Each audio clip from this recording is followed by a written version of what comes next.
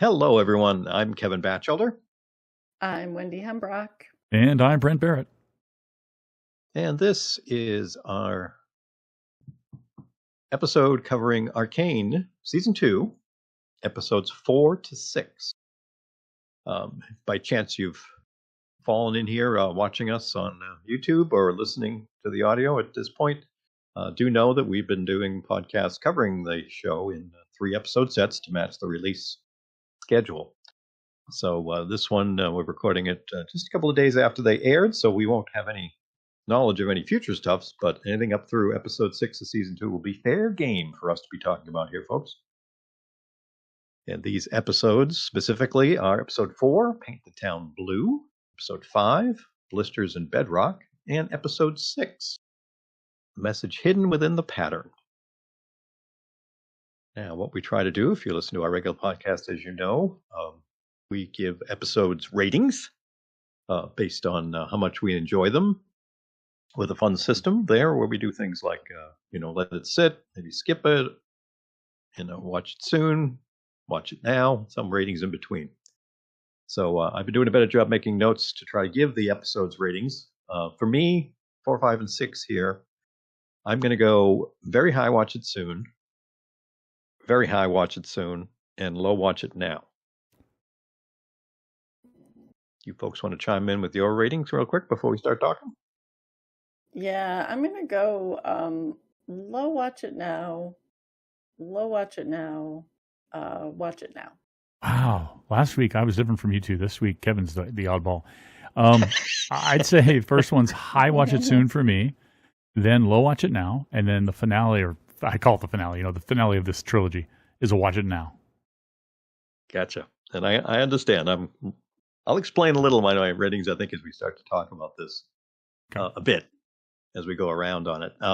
We try to start off here with some general thoughts, and I'm reminding myself, don't go too deep so that we can all have a turn going round. Wow. Okay, if I want to try to be as concise as possible, wow, and, WTF, and thank God I had a big box of tissues nearby. I mean, this was quite the emotional hit, both in a positive way for 5 and then in a bummer way at the end of 6. But we are still going gangbusters. I think some of my ratings being a little lower for me, even though I absolutely adored and love this, is that it's just moving, I think, a bit too fast with only 3 episodes left with some of the things that happened in here. But, it's still great to see a lot of the things happening. Some of the characters are still, very minimal. Mel, all we got is crazy murderous Jace. We haven't seen Heimerdinger or Echo. Wonder when they're coming back. So there's a lot of that disjointed feel, but goodness gracious, loving all the stuff is, Jinx and Vi back together, and Jinx and Isha, and those parallels, in terms of older, younger sister. Vander being in there. Wow. I mean, and remember, Caitlin, these are Kevin's general thoughts, guys. Yeah, these are the quick ones. So that's the quick thoughts. I'm only hitting a few of the points. That's all I wanted to do. It's just so much. And I'll leave it there. Yeah, there is a lot. First, I'm going to say time jump. Called it. You did. You did. You did. Because they're paralleling season 1. They continue to parallel season 1. Which I appreciate. Loving the Vander payoff, explanation here that we have the Savika trying to fill the gap of Silco, Jinx very clearly not filling the gap of Silco, but very attached to him. That was some great stuff there. All of this redirection of energy onto Isha, that sibling relationship that happens. I was very pleased to see that we had all the Jinx and Vi sibling reconnection. I wasn't sure where they were going when we had talked previously about that bit. Sad to see Caitlin's journey, but very happy at the end to find out that, she wasn't as far gone as we might have thought. And I rank these really high, but I actually have a lot of dings to talk about, which Kevin mentioned a couple being a little disjointed with some of our characters. And I need somebody to explain what is that place or places where we see Jace go, we see Victor go. Is the place where Mel completely different? It looks completely different, but lots of stuff going on. Enjoyed all of it a lot, despite all my questions. I think I got the assignment wrong. I just wrote down 3 lines for my overall general thoughts. I didn't know we were summarizing the episodes. I can't stop ourselves. Brent, save us. I did note picking up after time. Not sure how long, maybe 6 months. I don't know. It kind of felt about like 6 months-ish. I don't know exactly how long went by. I noticed opposite of you, Kevin. To my mind, these were slower paced. You said everything happened too fast. I think everything happened pretty slow in these, and I think that's expected. The middle trilogy tends to do that in any story. If you've got a middle of a story, it tends to be a little slower than the beginning and the ending. And there were crazy dramatic changes that I did not see coming, and as you said, very, very emotional. Teared up a couple times at various points, and that's all I put in my overall thoughts for the thing. There's a lot of details I've got in each episode, but I think we'll cover those later. Okay. Or no. I know we're gonna need a timer clock or something to keep Wendy and I under control, since you did a good job of just hitting highlights. But that's okay. We get to it all the way through. I mean, I do want to show off my new shirt here. Oh no, Ooh, Arcane shirt. Yep, I had to get it in a blue shade too, and I noticed you both were in blue. That's nicely done there. Nicely done. Sticking. Where'd you get opening. that? Where's it available? I can give you a link. It was online. I don't remember exactly where I found it. It's an official one, though? I have no idea, I'll be honest with you. I did see a beautiful Jinx sweatshirt, hooded one, available online that looks official, but also a very high price tag, so might have to wait on that one. Maybe her universe has some stuff, so who knows? No, that's a good idea, too. Good idea. Full disclosure, my colors are because of my football team, not because of this show. Yes, following up on the Bills victory. It is Victory Monday for Good the work. Bills Mafia. Yes, we get that. Yeah, I mean, highlights, get comfy. I mean, how much I followed what Brent said, just to kind of follow up on the conversation there. Episode 4 was, shall we say, slower pace, I thought, in terms of, picking up from where we were at the end of Ep 3, and setting up some of the things that are happening with, Isha getting taken along with everybody else at the rally. So that gives Jinx the push to be able to step out in front now and do a little more. Highlight wise, that was great to kind of see her, very much the reluctant hero, air quotes. And very interesting to see when she was there with Savika to break folks out of Stillwater there, the whole idea, hey, the big hero's here, and everybody just being very quietly respectful and acknowledging that was kind of cool to see. That was certainly really good there. If I kind of go episode by episode, I mean, the very end with the showdown with Jinx and the Beast, as it is called at that point, and having Jinx be just to that point when she realizes she's not going to be able to win the fight, to get ready for one of her little monkey bombs, and it's actually that the Vander inside of the Beast recognizes and says powder. I mean, that was very cool stuff there. And there's so much. I mean, episode 5, I loved some of the dialogue when they're in the mine shaft. I mean, the sisterly back and forth, one up in each other, complaining about each other, and then finally it's like, in my mind, I'm like, you two just need to have a knockdown drag out, and there they go to do it. That was just very, very sibling based. The emotional scene, I'm not kidding. I had to pause. Man. That was so heartwarming. Screen got blurry for you, did it? Yeah, it got blurry, and like I said, I'm glad that box of tissues was nearby. So, I mean, there's some quick thoughts on the first episode and a half. I don't want to monopolize things. What about you folks? So first episode, I really liked the whole Jinx and Isha doing the cage match thing. And because at first I was thinking we had this time jump, I was like, whoa, is she really gone Yeah. crazy? And and then it turns out to be her inner life that we're seeing, and it turns out that these are two little guys. But I liked how that was a connection between the two of them that they kept coming back to across the episodes.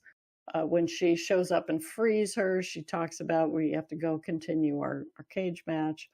And I really liked when they when she and Savika go to the prison. We had really interesting cross-cutting between the two of them making their slow plan to break in. I thought it was hilarious when Jinx appears to the enforcer and the enforcer's like, yeah, right, you're not Jinx. Look at those crazy clown pants you have on and and all that piece. And then the, well-trodden trope of, pretending to bring in Savika.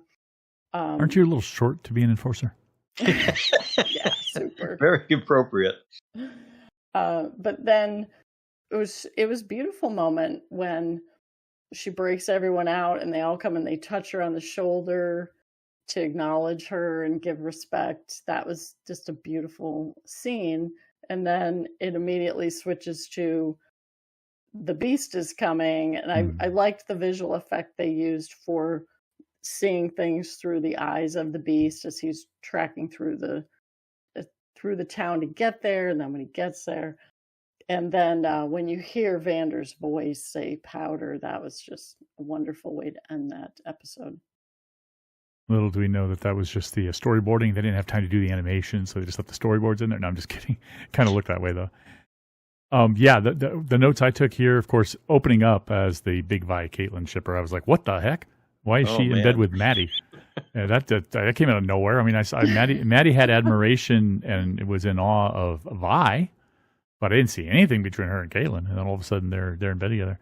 So that was kind of a shock.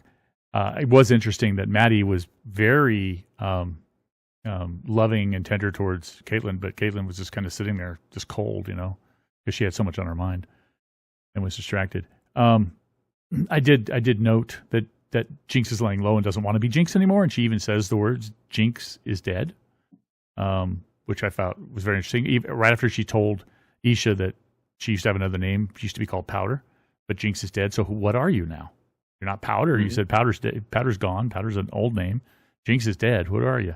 That's kind of a theme for these 3 episodes, almost trying to Jinx / Powder trying to find her way of who she is. Again. I did find it interesting that Mel's mother was very upset that she finally takes control of this place and all the scientists are gone now. So she can't get the hex tech she wants. So she's trying to work with other scientists to reinvent these discoveries. And of course, it doesn't go so well.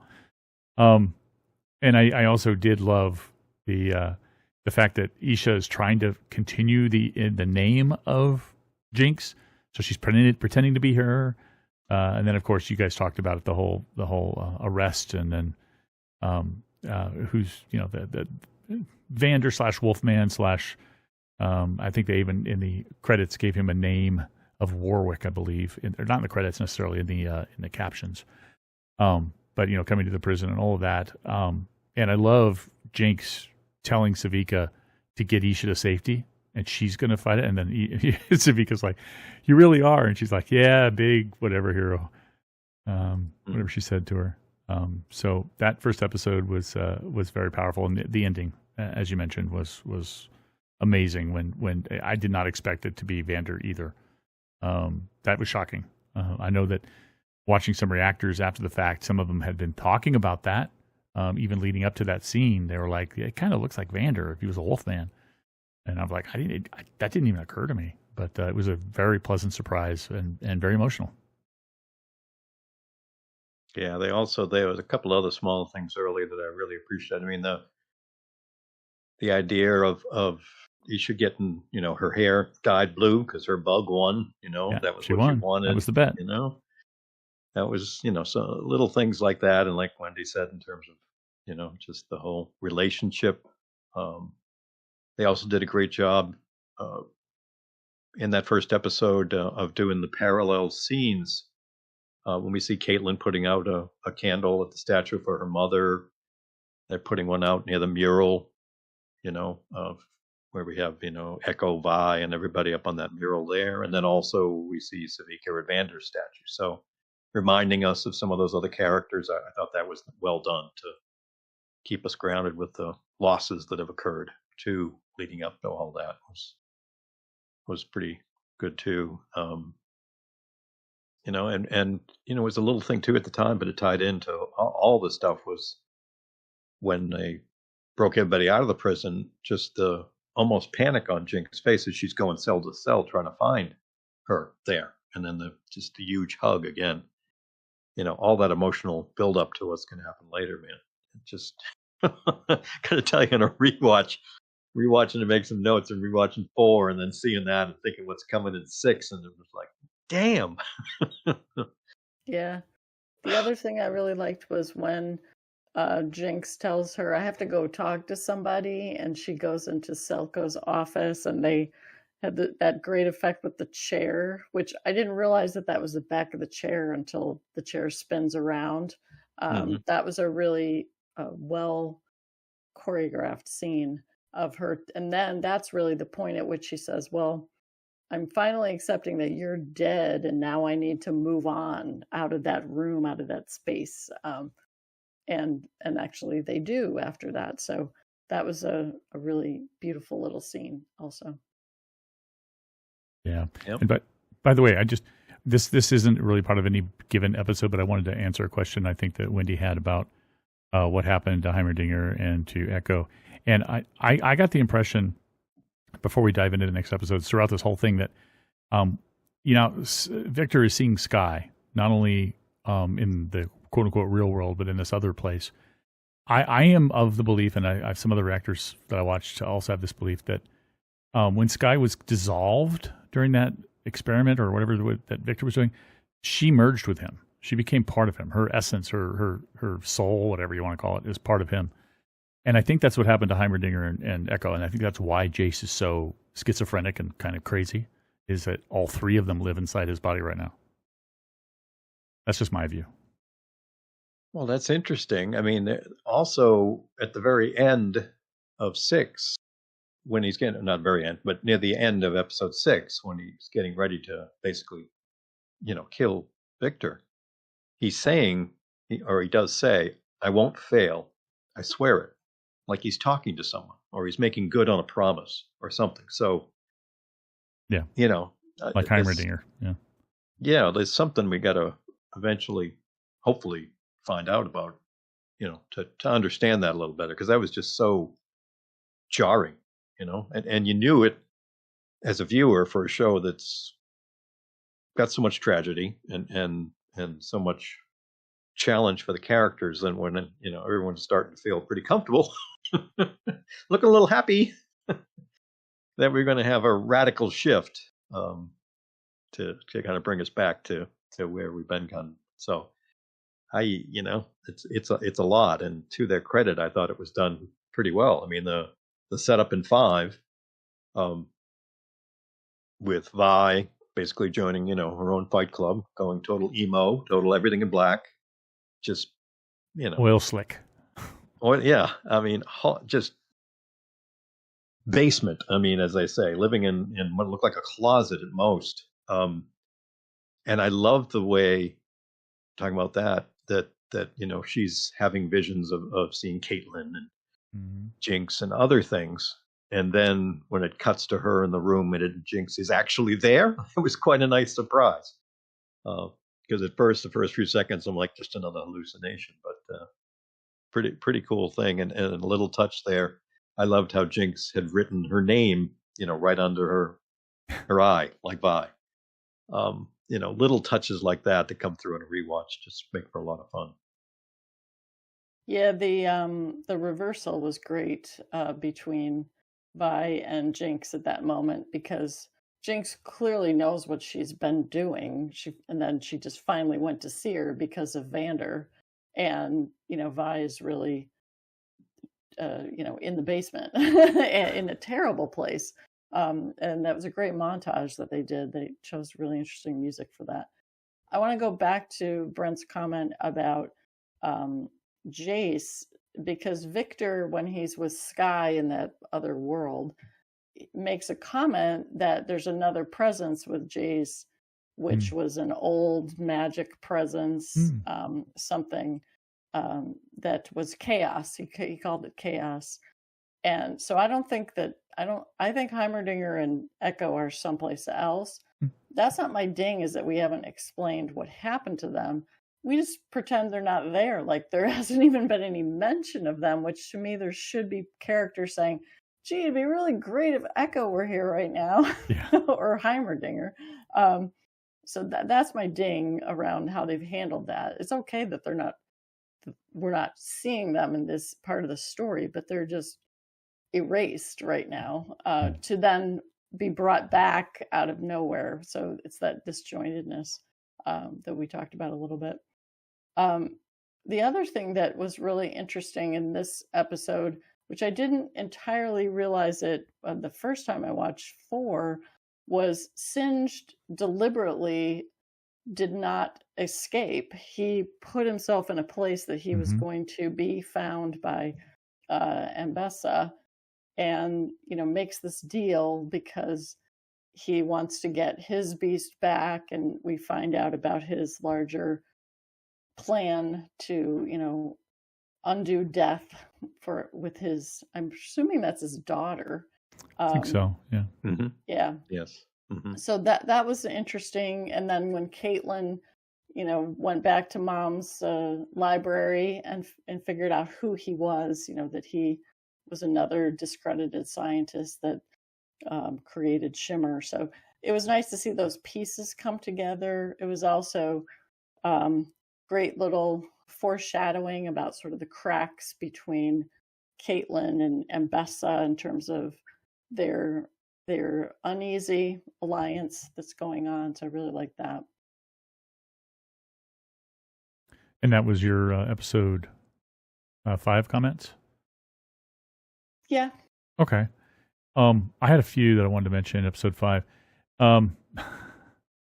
You guys talked about the Vi, the new Vi look, and Jinx, basically there when she wakes up and telling her that Vander's alive and her not believing, but going anyway. I love that, and I love the line that she gives, that Jinx gives to Vi, that Vi later on gives to Jinx in that very emotional moment, which is, he's your father too, or he's your dad too. I love that line. He's your father too. That was great. I love the flashback, learning that Vander's the one who named Vi. I always liked the name Violet. Seeing their mother, more than just as a dead body or whatever we saw in episode 1, when the enforcers killed her. I love that quite a bit. She, as soon as I saw her at the jukebox and turned around, I'm like, she looks a lot like Jinx. Yeah. Is there a reason for that? It's a great thing in animation. You can make them all look the same. There's a reason. And I love the hair. I love the hair color too. Yeah. I mean, purple, so it works with the red and the blue. Mixture. I'm like, oh my god, yes.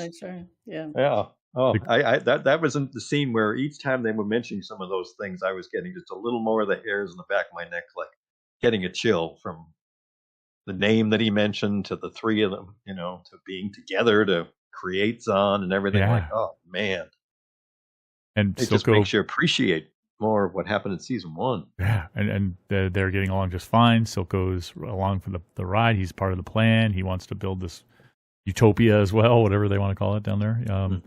I also like seeing Mel, and I think it's pretty clear she's the child that was of mixed origin and is now full of magical power, and see her explode with that magical power when she's being imprisoned. I love that bit from that episode. You talked about Dr. Revik, which is his name, I guess, Singed, being the creator of Shimmer. That was interesting to learn, that he actually invented it. I mean, I know in season 1 we saw him, I think, giving it to Silco and stuff, but I didn't know that he actually had created it. That the letter that Vander had written to Silco that Jinx wonders if he had ever read, things could have been so different. We're getting that more of the Jinx evolution of her character and trying to figure out who she is. and I just and the fight and the everything at the end, the embracing and all of that stuff. But the very end with Jace coming back, we talked about briefly about Jace being back, but the fact that he just so cold bloodedly killed that councilman, just smashed him to bits, I guess. Wow, he's not the same guy. Something's happened. Yeah, He's been through some stuff. Absolutely. Hopefully, we're going to learn what it was. And the talking about the letter, what actually hit me harder was when Jinx saw the jackets and saw Silco's, and went over and smelled it. Yeah, trying to bring back someone who's gone. I mean, that was, boy, that was pretty powerful. I mean, these little, and they're not little, but these things that just pay off when you're really paying attention and appreciating, what it all means. But yeah, from bawling my eyes out about the reunion there in the mine, and then cutting, like you said, Brent, to that scene in the Hextech room, or whatever we want to call it, and how Hextech server room. Server room. There we go. Yeah. The wild room too, and Victor's able to speak through Sallow. I mean, because it's all connected or whatever. I mean, which is foreshadowing for what happens later in the next episode. And the impact. Plugged in. Yeah. So speaking of that, before we go on to that, I want to go back. So, because I want to definitely give a shout out for the animation for the flashback, because they did a beautiful job of creating something that was dreamlike. It was in the past. It was softened significantly. So, it was a beautiful memory that was very much evoked by the animation itself. How soft all those characters were drawn. That whole palette was a little bit softer, and that really helped build up the emotion around what we learned about the family in the past, and then when we had that reunion. So that was a really important piece for me about what they did so well with the storytelling in that part. And one thing about that flashback that I found very rewarding, or I appreciated from the writers, was getting a better feeling for why Vander stepped in to be their stepdad, basically, their surrogate dad. Before I just assumed, okay, well, he must have known their parents and they're orphans, so he brought him in. He's caring, he's a loving guy. But to see that there was that close of a connection to their mother and to their parents, and also that the mother basically got the two of them, Vander and Silco, to essentially promise that they would build a future for the kids, for all of their kids, ties into it too. So now I really understand his motivation for why he did what he did. Yeah, and even more so too, because we're going to get in 6 when Victor is trying to, help or cure the beast, Vander, that we get some of those slightly different, like you're saying, Wendy, flashbacks of them as kids, in a different style, just enough to recognize it, know who they are, slightly different, different memories, and to know they're still in there to make us understand it's truly Vander. It's just, and then, like you said, you throw in all the visuals they created for the beast, the idea, everything's in red and it's dark and it's moving fast and chaos and all that. It's balancing all of that is just beautiful, beautiful work. Did you want to go into the next episode, Kevin, at all? Or? No, I think we should end right here. Hey, don't want to hear about the last episode, huh? I mean, I sad. I know. Well, and on the rewatch of episode 6, I did not grasp the first time through, because I mean, when I'm watching it the first time, I do not take notes. I don't have subtitles on. I just want to have a kind of watch over. And the opening, we get Victor, which basically is a flashback to what's going to happen at the end. Mm-hmm. Yeah, it's the same. Same moment again. Yeah, so it's another indication that time is very fluid for him, apparently. So so that was one that I just didn't register on the first watch through, because we're hearing this whole thing about, and as you're saying, he and Sky talking about singularities and self-annihilating and all this very ethereal stuff. Again, more meaning once we get near the end and see what's going to happen there. So it's one of those ones, hits different as you're coming back through it. But I mean, so many lines here too in this episode that come through, with Victor talking about powder. Your talents can be used here to build instead of destroy. That might be foreshadowing. Yeah, that was really something. I mean, I love the daughters, two of them, their recollection, talking about remembering mom and dad. Yeah. And that the memory of their mother is, the same thing. I mean, axle grease. Axle grease. These are things gave me chills kind of stuff, they make it so real. I just, whew. Well, I loved when they showed up at the commune or whatever it's called. And, Isha's very protective of Vander when, because he gets startled by something that happened and kind of reacts. And then when they go to, they're told the Herald's been waiting for you, to reinforce that whole timey-wimey aspect of Victor. And then when he knows his name, he knows Vander's name, he told me his name. I really like the style that they used for whenever he's mind melding with Vander as well. And I'm curious if we're going to find out. You talked earlier, Brent, about what is Sky, because she's only visible when he's in the other place, whatever that. She was visible in the real world too, at one point. Yeah, was a couple she? of I don't in this episode. Times. Yeah, in this episode. She's been standing right at his shoulder. Yep. Yeah, but I just assumed that was a projection. I didn't assume she was real. I don't think he's imagining her. I think she's part of him somehow. Okay. That could be. But I liked how, Victor is also realizes, helping Vander might kill him, but it's worth it to do it. He talks about that, I think, with Singed later on when he comes to visit as well. I was surprised how quickly Mbessa shows up with her and Caitlin show up to the same place. That was surprising. It kind of felt a little bit rushed, but to me, the best parts of that episode that were the not horribly sad parts was, healing Vander and then having the sisters talk, and Vaya's like, hey, maybe this is a place we could stay and hang around. And Jinx is like, you're asking my opinion. So they're having a nice sort of mutual respect for each other. And as sisters, it's not the big sister, little sister dynamic. We have that with Jinx and Isha, but they're really coming to be more of peers who respect each other.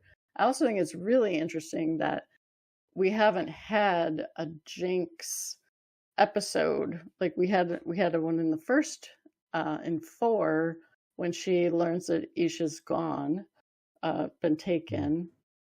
We didn't have one at all in 5 that I recall.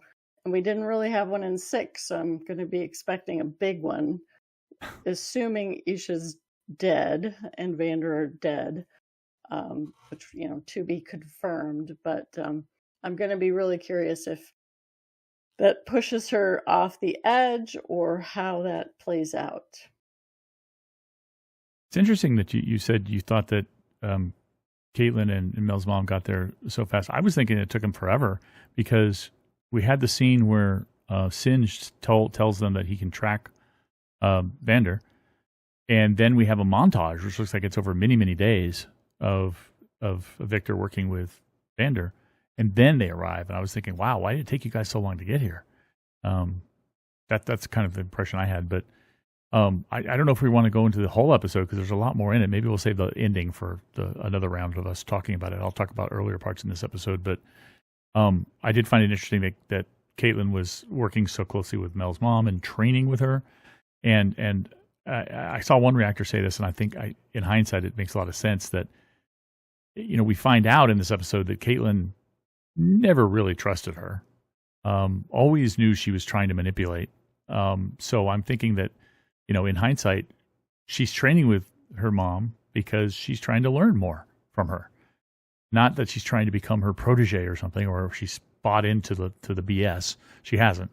By the way, not buying into the BS. It was good to find out that the big drinking buddy of Vi's, the enforcer, when he walked off, he went to go with her and basically was taking care of Vi and dragging her home and stuff.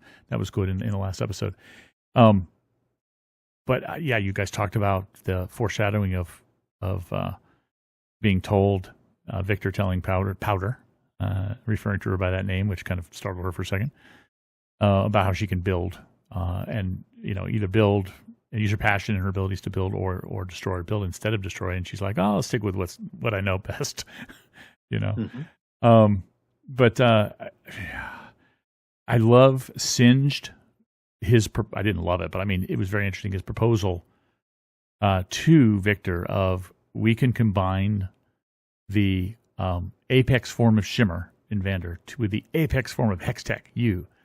And Victor's like, no, that's not what we're going to do. I'm going to save this man. I just love that about him. But there's so much more after this. I'll talk about before the build up. My favorite part, of course, being the Caitlin Vi shipper. The part where Caitlin jumps Vi, uses some of those tricks that Mel's mother taught her in the fighting. But then the turnaround at the end when we find out that it's a trick, I just really adored. And then the little flashback that we got of the two of them talking about their plan, because once Caitlin still loves Vi, and Vi still loves Caitlin clearly, because in episode 5 she's constantly seeing her and thinking about her. But once Caitlin finds out that this beast that they're hunting down is Vi's father, you don't have to convince her anymore. She's like, okay, now's the time. We're gonna do this. We're gonna set this right. We're gonna make this right. So I still love Caitlin. It reinforces why she's my favorite character. But I think we want to go around, Kevin, talking about the finale part of the final episode. Or do you? Maybe you just forget it happened. And No, I do. I do. One other point I want to make kind of before we get there that I appreciate too is very much watching I don't know what you want to say, the eventual, hopefully redemption, but certainly the growth and the change in Jinx was the point when they, Caitlin and Vi had their plan, they were working, and Jinx is just kind of hanging out waiting for it to play out. And each comes back with her gun, got a gun for her. But she's very honestly talking to her and said that she's had some time to think, and that ever since, she dropped into her life, it's like I put on glasses, except I can't tell whether everything is blurry or clear, and you can just tell. The fact that Jinx would spend time thinking and not just being totally, schizophrenic and all the other things that might have been happening is just showing how much impact, Should just make that funny point of telling Savika earlier that thinking is not your strong suit. Yeah, I know. Savika's like, I've been thinking. And Jinx says, that's not your strong suit. Not your strong suit, but the fact that this character who hasn't spoken a word had such an impact on her and us as viewers, and may never speak a word. No, Thinking about what happened. Yeah. Just power. It's powerful stuff. Once you saw everything going to hell. And all, and once the beast, smacked Jinx down, and you could see just over her shoulder, again, beautiful animation, just over her shoulder was little Isha, and it's like, oh no. The facial expressions, I just want to point out here. When she started running, it's because she loves Jinx so much, it's the concern, or at least for me, I could see, concern for her, then anger, protect her. And then there was like this peace that just came over her. Like she Yeah. realized what she could do to help. Yeah. And it just, the animation and all, wow. The little finger pistol back at Jinx Oh, my Yeah. before God. she did it. Little poof. God. Yeah, She they actually did did say a word. She said the sound. She made the poo sound, the pow. Yeah, she said the pew. pow sound. Yeah. Pew. I mean, I really liked how they set all that up. They did a great job of, when they're at the gates and it's like, put your weapons down. And she, goes back and gets the crystal. Yeah. And then later when she goes back to get the gun, but you could see that she was very much in that protecting, hedging kind of mode the whole time. She was the protector of Vander as Yeah. well. And she was embraced as part of that family unit as well. And there was just a ton of parallels with her and Jinx in season 1 around trying to help, right? She was doing the same thing with pretending to be Jinx, doing the stunts. And it was great to see how her helmet and her goggles, they're slowly transformed through the episode. And then she has that resignation and determination once she realizes that the beast Vander's gone, and this beast is going to destroy the one person she really cares about.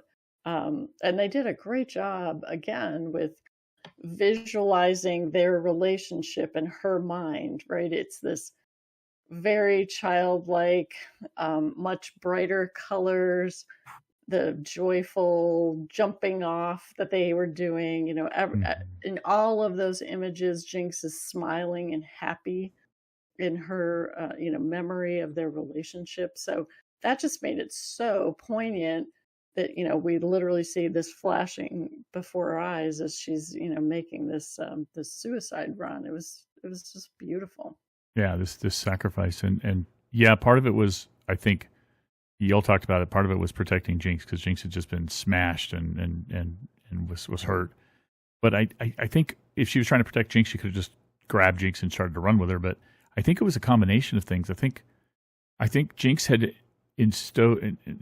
put inside her a feeling of, because of what Jinx did for her, of protection, protecting people. So it wasn't just protecting Jinx, it was protecting everybody. I think that made Isha make this decision, but it was also, in a weird way, protecting Vander. Because she knew the importance of Vander, and she also saw on Jinx and Vi's faces their anguish that he is gone, that the beast has taken over. And part of it, I think, is also to free Vander. I can protect all these people. I can protect Jinx. I can protect her sister Vi, and I can save Vander by ending this for him. I think that all played into it with her decision, which just shows how incredibly mature she was thinking at that point for being so young. Yeah. Yeah, Excellent. and Excellent. everything that she does, it parallels Victor's words at the end when he talks about, the blade cuts both ways. That that was Caitlin's line earlier, but every time they showed that spinning gear blade and the two sides of it, and he talks about the things that give us the most hope are what we do the most evil things for, and we do our most highest things for. And Isha was that example, right? She was doing all this for love, things that ultimately turned out to potentially kill a lot of people. Yeah, it could have killed a lot of people too. Yeah, we don't know. We don't know the aftermath. I mean, that's where the episode ended. Right. Yeah. We don't. Yeah. Yeah, we just don't know.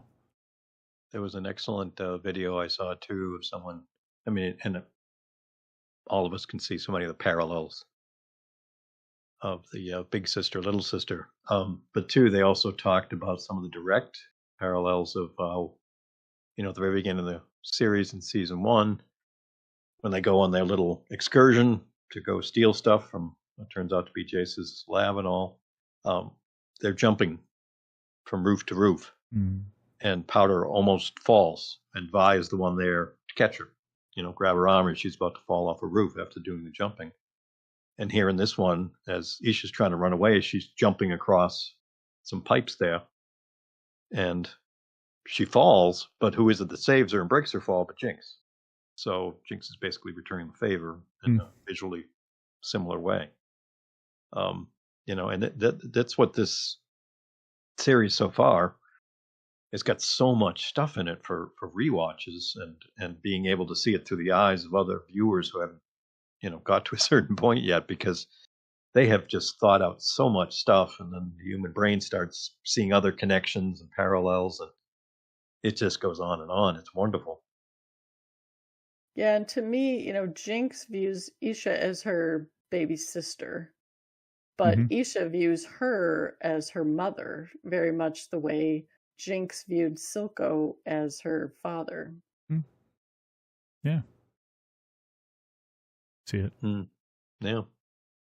I mean, it's like I said, Wendy, I mean, the visuals in that final scene, the flashbacks of them being together and of her, running through the carnage to get there and put the hex stones in to overload the weapon and look back at Jinx and give her the finger gun and all. I mean, plus they had so many parallel moves between that scene and the fight prior with Jinx, when she kept sliding underneath the enforcer, and she had the same moves going that Jinx had in a lot of ways. There was just so many lovely parallels to those characters. The other thing that I was thinking about was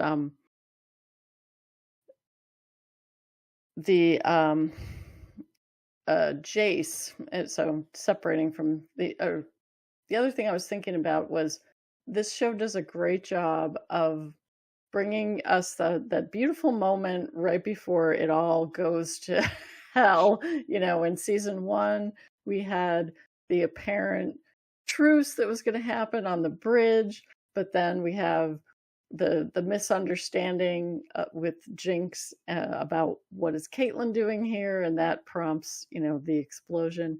And then similarly in this little setup, we have Singed and Ambessa arriving and deciding they're going to try to make their moves, but at the same time Jace kills Victor, or whatever he did to Victor. I'm unclear if he's really going to be dead or not, because there is this timey-wimey element to all this stuff that's going on.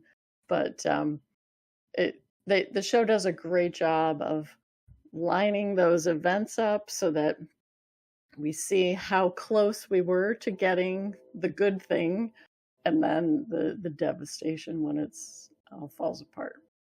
About the fate of Victor, but one thing that occurs to me is kind of a crazy theory time, I guess, maybe, but I think Victor had basically become part of the Hex Tech consciousness or whatever that realm is or whatever.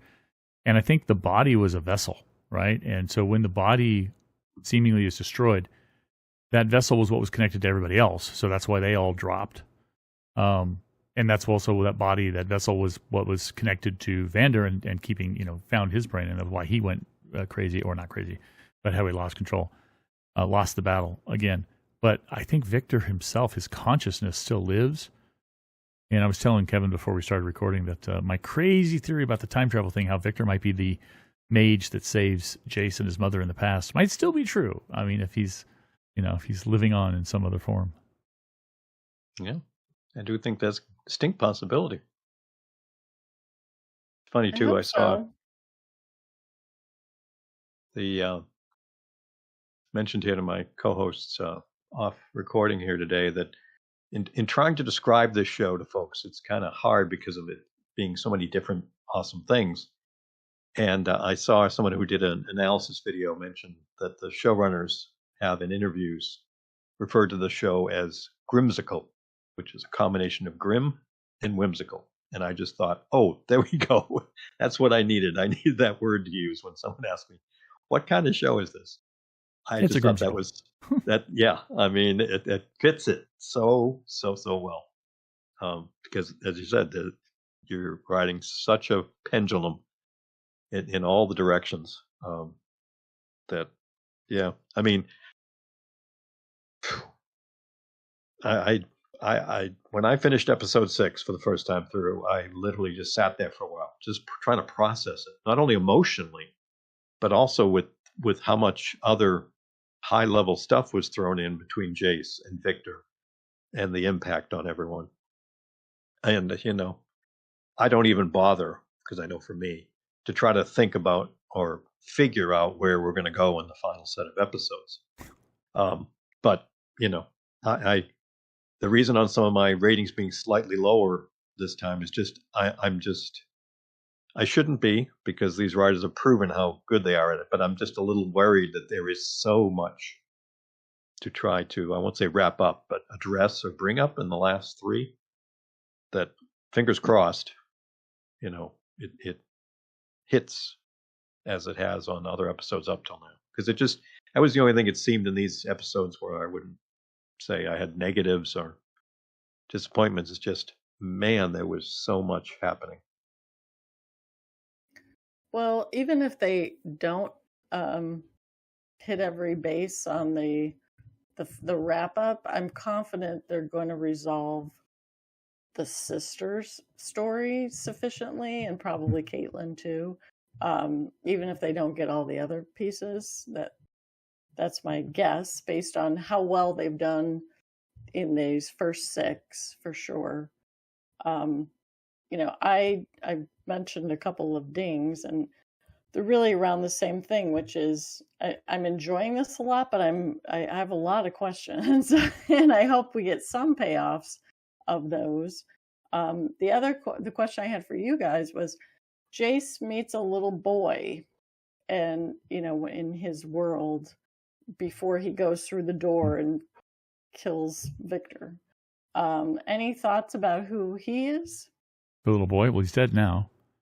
So, I don't know. Because I was like, is he supposed to mean something? I was curious why he was there. My only thought on that one was Jace was starting to lose it, getting, I'm guessing, homicidal, because he's seeing all of the folks who were touched by Victor in very weird images, and he just kind of like reacts, but it's a child. So is there still enough of Jace in there to not pull the trigger basically and kill a child? And apparently there was. But in terms of the child having certain significance, I didn't think that was the case, other than it was just a child who happened to be in his way. Okay. But maybe we'll be proven wrong. I mean, like, again, they've had so many other things that they've been able to bring to the story that I guess we'll have to see where those go. I mean, and hey, maybe go ahead, Wendy. Go ahead. No, I was going to say, I'm also curious. We've got Mel kind of off in this separate storyline, which presumably now she can escape from wherever she's being captured, because she's pretty powerful. Hopefully, she's part of, what can heal them or put things back together. Yeah, this is the series finale. So I think in the next 3 episodes, we've got to deal with Mel's mother and her army. And we've got to somehow rebuild and reunify. And we've got to have, my theory that Jinx is going to die is probably not going to happen. My prediction. She may be the one, hopefully they both survive. Hopefully all our head characters survive there. Meaning Jinx, Vi, and Caitlin. Sadly, Isha did not. But we've got to have that, I think, ending, because this is the series finale. This series is not going on. They're going to, as you said, I think, Kevin, I think you, or maybe Wendy, one of you mentioned, they've talked about additional shows coming up in the same universe, but this story is coming to an end. So, Well, and I think it potentially could be set up with what's happened to have Jinx finally take that mantle of the hero and lead all the different factions. The foreshadowing's there, the rebuilding. We're gonna, but that could be interesting to kind of see, and also, I'm hoping they surprise us in the sense of that maybe the last 3 episodes are not only 40 minutes, and maybe there's a couple hour-long ones in here. Give us just a little more story for some of these other things that are very interesting to see. If Jinx, like Mel. If Jinx is going to be like the big hero and rebuild, she's got to get new pants. Those half-eaten carnival pants just aren't going to do it. That might be part of it. Maybe she'll honor Isha in some way, and because that'll break me. I mean, if like she finds something back at her little lair that reminds her of her and something, that's just going to make for some quite emotional situations, but in a good way. I mean, this show has just done such a masterful job, and it's tough too as a viewer for me because I'm holding it to such a high standard. Let's face it, almost any show, even these small dings wouldn't even get mentioned, but these folks have proven to be have the bar set so high. You know how surprising it was to see Vi in the Enforcer uniform? You know how shocking it would be to see Jinx in like a business suit or something? Or a dress? Something, I was going to say something other than what we've always seen her in since, episode 4 of season 1 when she, became Jinx. I mean, that's going to be interesting. And again, I want to give myself credit to music choices for scenes, both fast-paced, fun, and somber. They're just great stuff's been in there. I've enjoyed a couple of like little music montages that they've thrown in. I've seen some folks not liking those too much in some of the reviews or reactions. Not hating on them, just like, no, we don't need that. No, maybe we don't need it, but it's still a lot of fun to watch. So keeping it very... Yes, I've actually thought they've done a good job with that. Brent was talking about time passing to heal Vander and stuff. I think that's actually a good use of a montage, is to very quickly progress us through things that we need to know for the plot, but are not really that interesting or, they're repetitive. So I actually think they do a good job with their montages. Absolutely. Highlights, Kevin? Are we going there yet? Brent, you go. Oh, because we've touched on a lot of my highlights, obviously, but I just want to call out some. We didn't touch on this one, and I'm surprised we didn't touch on it when we were talking about the last episode. The point where Mel's mother's right-hand guy was about to kill Jinx, and Vander covers her, and then that line from him, "Don't touch my daughter." I love that so much. That's a big highlight. That was really cool. And it was also gave me a smile shortly after when Caitlin realized that Jinx was there. Yeah. That's another one of my highlights. Be careful. Yeah. So that, still got to have that in here. Let's face it, she did kill her mom. So, yeah.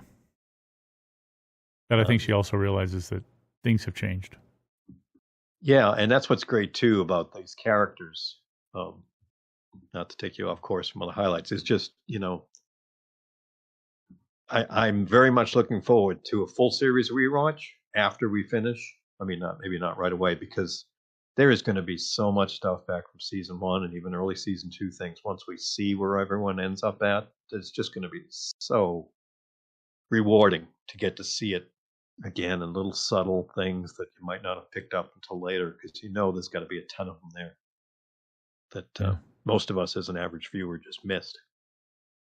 Your highlight, Kevin? Or was that it? Just appreciating a show that can get me emotional in a totally happy, bawling way, and then less than an episode later, rip my heart out. So the whole thing is your highlight. Got it. Yeah, I mean, the range to be able to do that from literally one episode to the next episode. I mean, that's tip of the hat to like, wow. I mean, there are shows that can rip your heart out all along or make you happy all along, but man, to do both in such a short period of time, that's something.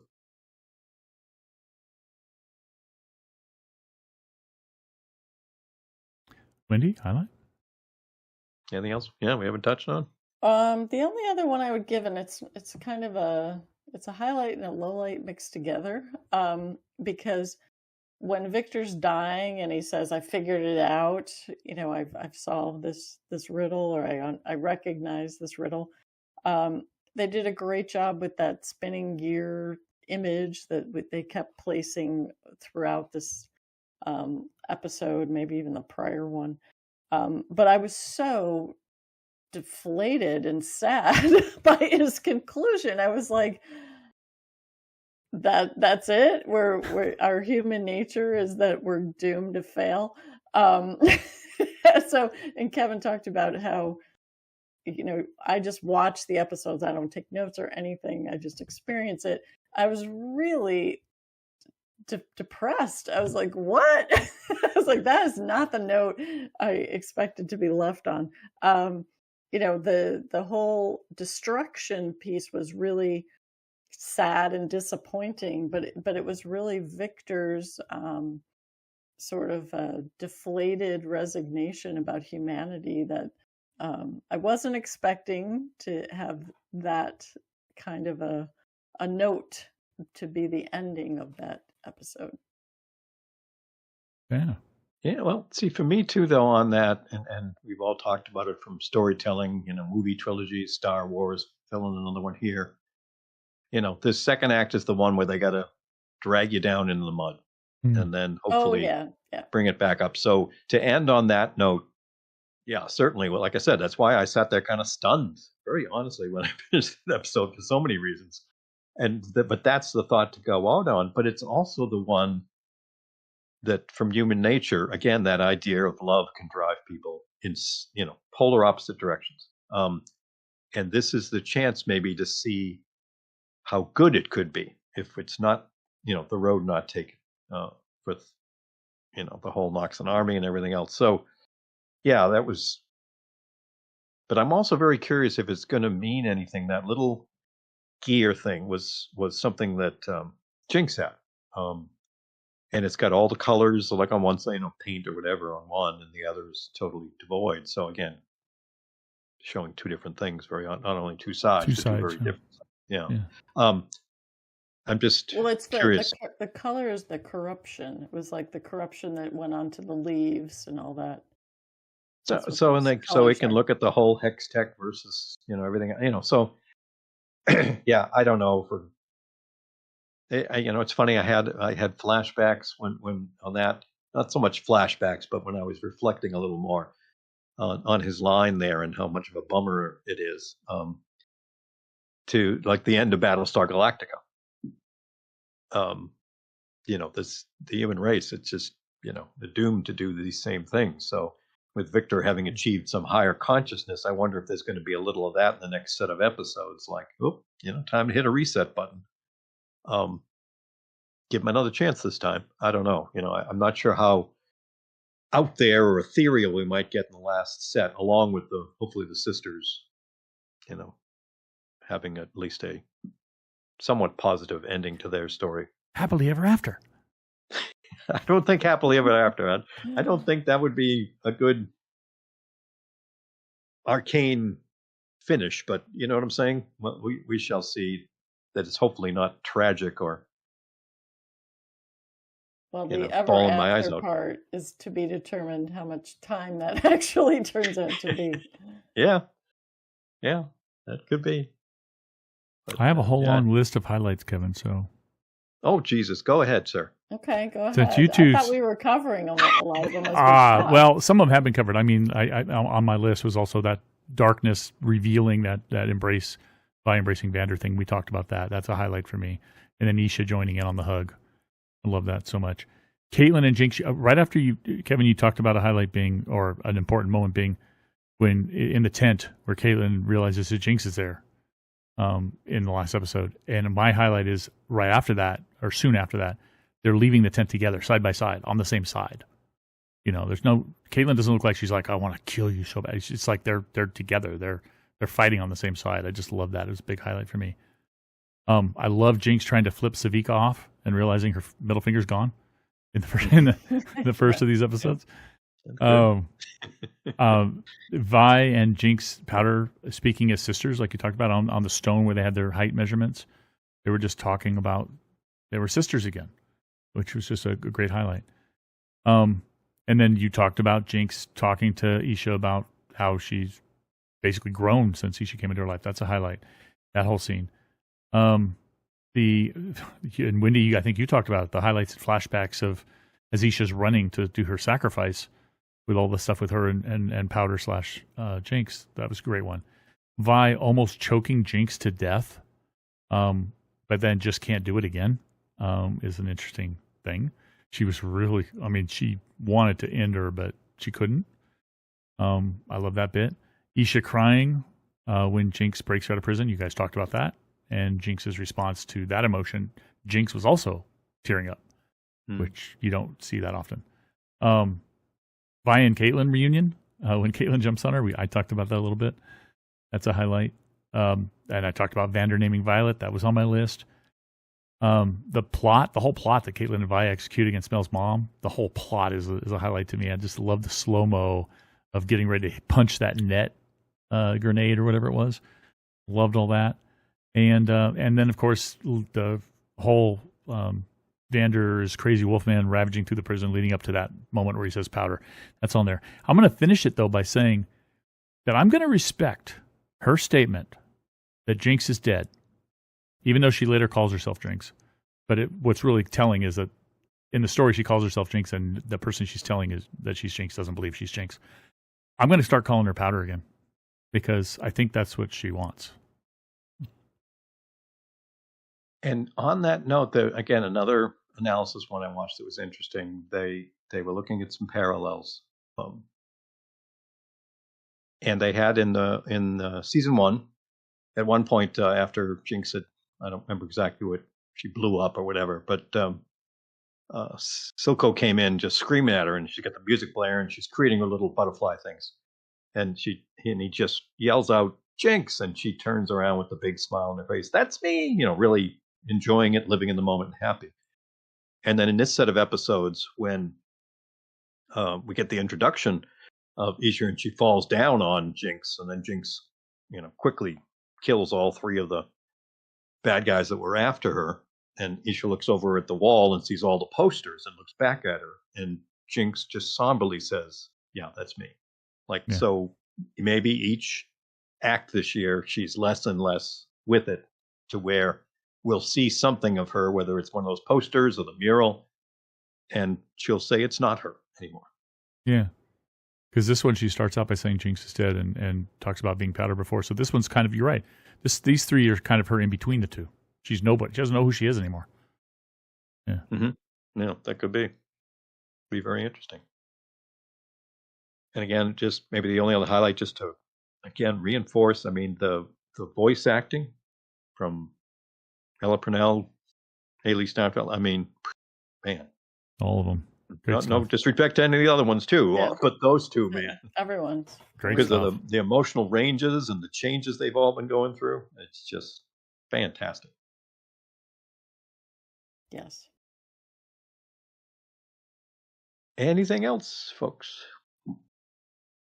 Otherwise, Now I think we've covered every moment of every episode. And we can't possibly predict. We don't know what's coming next.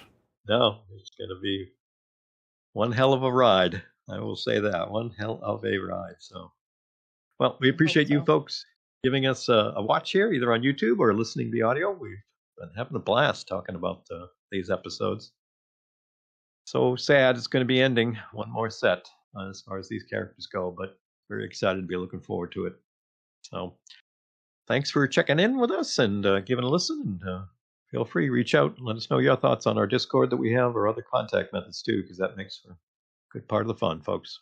We appreciate it. We hope you all take care. Yeah, take care, everyone. Strap in for the end of this ride. Catch you next time.